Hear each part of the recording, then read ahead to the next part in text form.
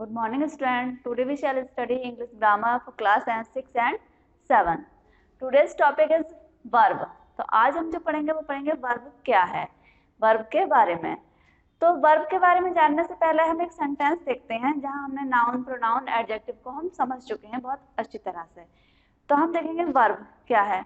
verb normally कहते हैं किसी काम को करने को, जिन शब्दों से हम किसी अपने काम का करना प्रकट करते हैं, होना, उन वर्डों को क्या बोलते हैं हम? वर्ब। जैसे drink, eat, Singh, go, come.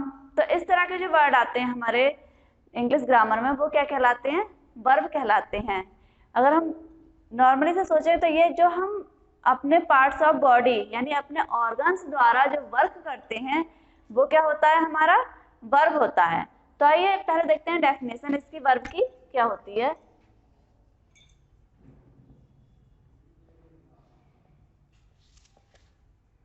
Definition: a verb is a word which says something about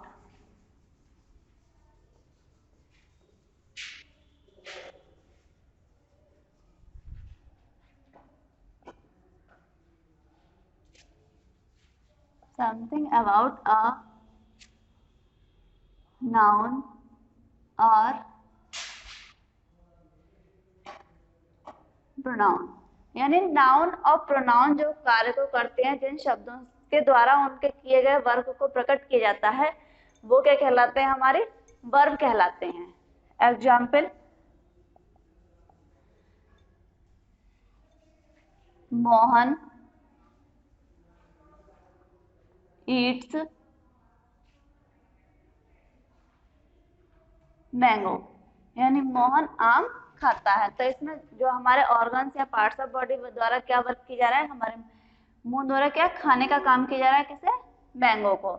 तो जो वर्क किया जा रहा है वो क्या किया जा रहा है? खाने किया जा रहा है, यानी ईट्स। तो ईट्स क्या हमारा हो गया? वर्ब। सेकंड एग्जांपल लेते हैं। I am going to school. तो इसमें दो वर्ब है, एक तो ये और दूसरी ये। अब इसमें क्या डिफरेंस होता है, इन वर्ब को क्या नाम देते हैं, तो वो हम देखेंगे आगे अपने काइंड्स ऑफ वर्ब में। तो यहाँ पर I am going to school यानी मैं स्कूल जा रहा हूँ, मेरे द्वारा क्या वर्क हो रहा है? मैं, आई क्या है हमारा? यहाँ पर प्रोनाउन है, और प्रोनाउन क्या वर्क कर रहा है? जाने का। तो कहाँ? विद्यालय। तो जो हमारे ऑर्गन यानी पार्ट्स ऑफ बॉडी द्वारा जो हम कार्य करते हैं तो उसे हम क्या बोलते हैं? वर्ब बोलते हैं। चलो इसमें और इसमें डिफरेंस जानने के लिए अब हम देखते हैं काइंड्स ऑफ वर्ब। तो हम देखेंगे काइंड्स ऑफ वर्ब, वर्ब कितने प्रकार के होते हैं। तो there are 4 kinds of verb, यानी वर्ब 4 प्रकार के होते हैं। पहला होता है ट्रांजिटिव वर्ब। ट्रांजिटिव वर्ब किसे कहते हैं? ट्रांजिटिव वर्ब होता है कि जहां वर्ब अपना अर्थ पूरा करने के लिए ऑब्जेक्ट की आवश्यकता होती है। जैसे अगर हम लिखें एग्जाम्पल में, ही रीड्स। अगर हमें ये रीड्स लिखा तो हमें इसका जो सेंस है वो पता नहीं लग रहा। ही रीड्स, उसने पढ़ा। क्या पढ़ा? कैसे पढ़ा? क्यों पढ़ा? मतलब कुछ पता नहीं लग रहा कि उसने पढ़ा क्या। जहां पर हमारा क्वेश्चन बन के आए कि उसने क्या पढ़ा है, ऑब्जेक्ट की आवश्यकता होती है। अगर हम पढ़ लें ही रीड्स अ बुक, तो उसने एक किताब पढ़ी। अब यहाँ पर बुक क्या है? हमारा ऑब्जेक्ट है। यानी ऐसे वर्ब जहां ऑब्जेक्ट की आवश्यकता हो, यानी बिना ऑब्जेक्ट के उस वर्ब का मीनिंग ना समझ में आए, ना प्रकट हो अर्थ, तो वो हमारे क्या कहलाते हैं? ट्रांजिटिव वर्ब कहलाते हैं। सेकंड, अगर हम एग्जाम्पल लें तो शी राइट अ लेटर। अगर ये लेटर यहाँ पर ना हो तो शी राइट यानी उसने लिखा। समझ में नहीं आ रहा उसने क्या लिखा, क्यों लिखा। तो हमें किसकी आवश्यकता पड़ी यहाँ पर? ऑब्जेक्ट की। यानी जो वर्ब बिना ऑब्जेक्ट के अपना मीनिंग प्रकट ना करें, जिन्हें ऑब्जेक्ट की आवश्यकता हो, वो हमारी क्या कहलाएंगे? Transitive verb. सेकंड आती है हमारी इंट्रांजिटिव वर्ब। इंट्रांजिटिव वर्ब जिन वर्ब को अपनी अर्थ या मीनिंग देने के लिए किसी ऑब्जेक्ट की आवश्यकता नहीं होती है, जैसे मोहन स्लीप। अब ये स्लीप जो वर्ब आई हमारे, जो हमारे ऑर्गन द्वारा वर्क किया गया स्लीप, सोने का, इसे किसी ऑब्जेक्ट की आवश्यकता नहीं है। अगर हम क्वेश्चन करें कि वह क्या सोया, तो इसमें क्या क्वेश्चन का अर्थ नहीं निकलता, यानी इसे किसी ऑब्जेक्ट की आवश्यकता नहीं है। ये बिना ऑब्जेक्ट के ही अपना अर्थ प्रकट करता है कि मोहन सोया। सेकंड अगर हम देखें, सेकंड एग्जाम्पल,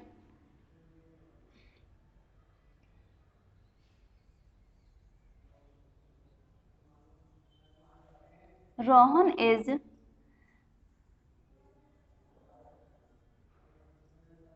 लाफिंग, यानी रोहन हंस रहा है। तो इसमें भी रोहन को हंसने के लिए किसी ऑब्जेक्ट की आवश्यकता नहीं है। तो जहां बिना ऑब्जेक्ट के हमारे जो वर्ड या सेंटेंस हम बोलते हैं या कहते हैं उसका मीनिंग हमें समझ में आ जाए, तो वो हमारी वर्ब क्या कहलाती हैं? Intransitive verb. तो हमने उदाहरण एग्जाम्पल के माध्यम से इंट्रांजिटिव और ट्रांजिटिव को हम अच्छे से समझा। अब हम देखते हैं लिंकिंग वर्ब क्या होती हैं। लिंकिंग वर्ब वो होती हैं जिनके बिना हमारा कोई जो सेंटेंस हम बोलते हैं वो कंप्लीट ना हो। जैसे अगर हम एक सेंटेंस लिखें,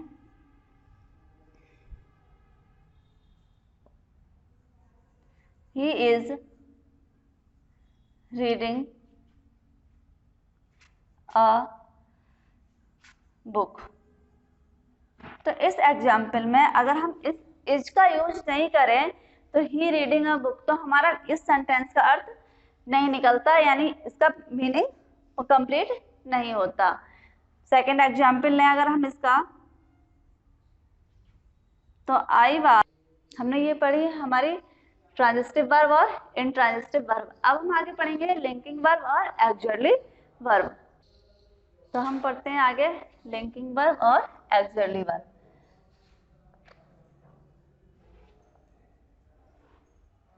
लिंकिंग वर्ब और हमारी और वर्ब कौन सी है? Auxiliary verb.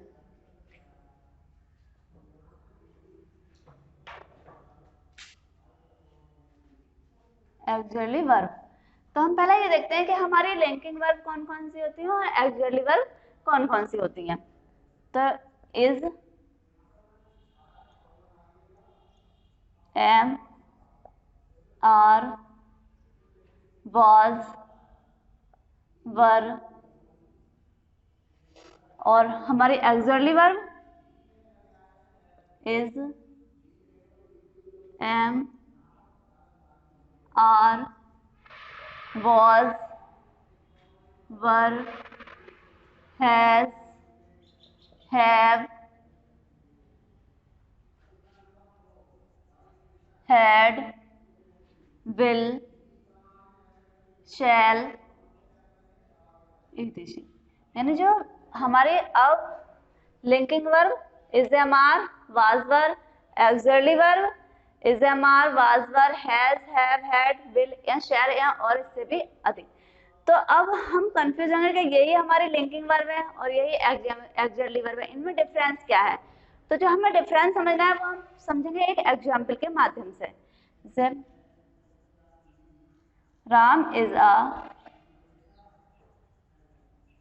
गुड बॉय, हमारा एग्जाम्पल है Ram is a good boy. अब हम ऑक्सिलरी वर्ब का भी एक एग्जाम्पल लिखते हैं, राम इज प्लेइंग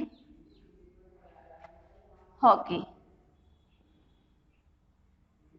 अब यहाँ पर हमारे दोनों एग्जाम्पल में इज है, और हम कैसे समझें कि ये ऑक्सिलरी क्या है और लिंकिंग क्या है? तो लिंकिंग वर्ब जो बिना इन वर्ब के इज, एम, आर, वाज, वर के पूरा सेंटेंस का कंप्लीट अर्थ ना दें, तो वो क्या होंगे हमारे लिंकिंग वर्ब। यानी अगर हम इसको हटा दें, यहाँ से रिमूव कर दें, तो इस सेंटेंस का हमारा कोई मीनिंग स्पष्ट नहीं होता। यानी किसी भी सेंटेंस को अपना मीनिंग देने के लिए जिन वर्ब की सहायता लेनी पड़े वो क्या होते हैं, हमारे लिंकिंग वर्ब। यानी उनके बिना हमारा सेंटेंस कंप्लीट नहीं होता। सेकंड, अब इसमें भी क्या आ रहा है, एक्जुअली वर्ब में भी इज हमारा वर्ब है और एग्जाम्पल में भी इज है। तो ये एक्जुअली, ये जब इज यहाँ पर भी है एक्जुअली वर्ब में, तो ये कैसे हुआ यहाँ पर एक्जुअली वर्ब इज सेंटेंस, यानी जो हमारा वर्ड है वो तो एक ही है वर्ब, लेकिन ये दो जगह अलग अलग कैसे कहलाएंगे। तो इसे समझने के लिए हम देखें, इसमें डबल वर्ब है। एक प्ले, प्ले हमारी क्या है, मैन वर्ब है, और ये क्या है, लिंकिंग वर्ब है। जब ये मैन वर्ब के साथ यूज की जाती है, जब मैन वर्ब के साथ हम वर्ब का यूज करते हैं, तो ये हमारी क्या बन जाती है, हेल्पिंग वर्ब या एक्सुअली वर्ब। एक्सुअली वर्ब को ही हम क्या बोलते हैं, हेल्पिंग वर्ब। यानी वर्ब की सहायता करने वाली वर्ब क्या कहलाएगी, हमारी हेल्पिंग वर्ब या एक्सुअली वर्ब। जहां हमारा वर्ब नहीं है, केवल इस वर्ब का यूज हो रहा है, तो वहां हमारी केवल हमारी एक ही वर्ब है, तो वहां हमारी ये कहलाएगी लिंकिंग वर्ब। लेकिन जहां हमारी दो वर्ब हो जाती हैं, एक वर्ब की जो सहायता करती है दूसरी, तो ये हमारी क्या कहलाती है यहाँ पर, हेल्पिंग वर्ब या actually verb. Second example,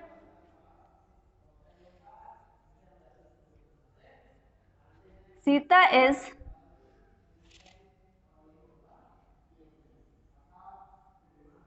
nice girl.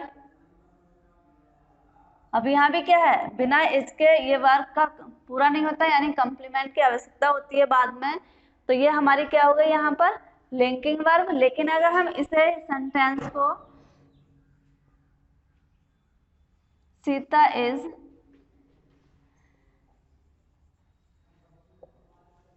Reading a book, तो इज है और रीडिंग, यानी इसमें डबल वर्ब है। इस रीड क्या है, मैन वर्ब है, और इसकी सहायता करने के लिए हमारे पास एक वर्ब और है। तो जब ये मैन वर्ब के साथ यूज होती है, तब हमारी क्या कहलाएगी, ये एक्सुअली वर्ब। तो आपको ये दोनों वर्ब, लिंकिंग वर्ब और एक्सुअली वर्ब अच्छे से समझ में आ गई होगी। अब एक्सुअली वर्ब के भी दो काइंड्स होती हैं, एक होती है प्राइमरी एक्सुअली और दूसरी होती है मॉडल एक्सुअली। तो अब हम समझेंगे उसे, प्राइमरी वर्ब, एक्सुअली वर्ब क्या होते हैं और मॉडल एक्सुअली क्या होते हैं। तो जो हमारे एक्सुअली वर्ब होते हैं वो उसके टू काइंड्स होते हैं, यानी दो प्रकार के होते हैं। फर्स्ट प्राइमरी एक्सुअली और second modal auxiliary. Primary auxiliary में जो वर्ब आते हैं वो वही आते हैं, is, am, are, was, were, has, have, had, do, does, did, etc। यानी इस तरह के जो वर्ब आते हैं वो हमारे किस में आते हैं, प्राइमरी एक्सुअली में।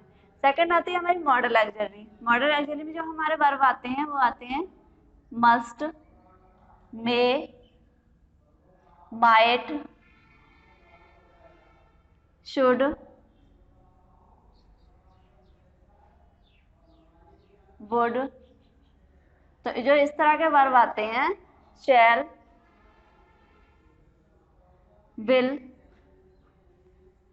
etc, इस तरह के वर्ब हमारे किस में आते हैं, मॉडल एक्सुअली में। अब हम जो पढ़ेंगे वो हम पढ़ेंगे form of the verb. Verb की फॉर्म है, यानी वर्ब का हम जो यूज करते हैं अपने सेंटेंस में, वो काल के अनुसार करते हैं, टेंस के अनुसार करते हैं, समय के अनुसार करते हैं। तो वहां पर हम वर्ब का किस प्रकार या कौन कौन सी फॉर्म है वर्ब की होती हैं, तो अब हम उसे ध्यान से देखते हैं। जो हमारी वर्ब होती है, क्रिया होती है, उसके तीन फॉर्में होती हैं। There are three forms of the verb. तो उनका यूज हम किस में करते हैं, प्रेजेंट फॉर्म में, पास्ट फॉर्म में और पास्ट पार्टिसिपल। तो पास्ट फॉर्म, प्रेजेंट फॉर्म में, जैसे अगर हम एक वर्ब देखें गो, अगर इसके पास्ट फॉर्म में जाएं तो वेंट, और पार्टिसिपल में जाएं तो गॉन। इसी तरह से सेकंड वर्ब हम उठाते हैं राइट। राइट मीन्स लिखना। पास्ट फॉर्म में जाए तो रोट, और पास्ट पार्टिसिपल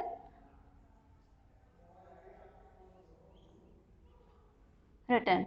अब इन वर्ब का यूज कहाँ होता है? इन वर्ब का यूज जो हम ट्रांसलेट करते हैं या सेंटेंस बनाते हैं अपने, तो वहां पर हम इस तरह से इन वर्बों का यूज करते हैं। प्रेजेंट टेंस में अगर हम कोई सेंटेंस बनाते हैं, बोलते हैं या लिखते हैं, तो हम फर्स्ट फॉर्म का यूज करते हैं। पास्ट टेंस में जाते हैं तो हम सेकंड फॉर्म का यूज करते हैं, और थर्ड फॉर्म का यूज भी हम अपने सेंटेंस में पार्टिसिपल के रूप में करते हैं। नेक्स्ट अगर हम और फॉर्म देखें तो प्ले, सेकंड फॉर्म भी इसके क्या हो गए? प्लेड, और थर्ड फॉर्म भी प्लेड। जब हम इसे टेबल से अपनी बुक से लर्न करेंगे तो हमें मिलेंगी ज्यादातर फॉर्म है ईडी लगकर बनती हैं, बाकी 10% फॉर्म में ही चेंजेस होता है। लाफ, सेकंड, इसके सेकंड फॉर्म में लाफ, और इसकी थर्ड फॉर्म भी यही बनेगी।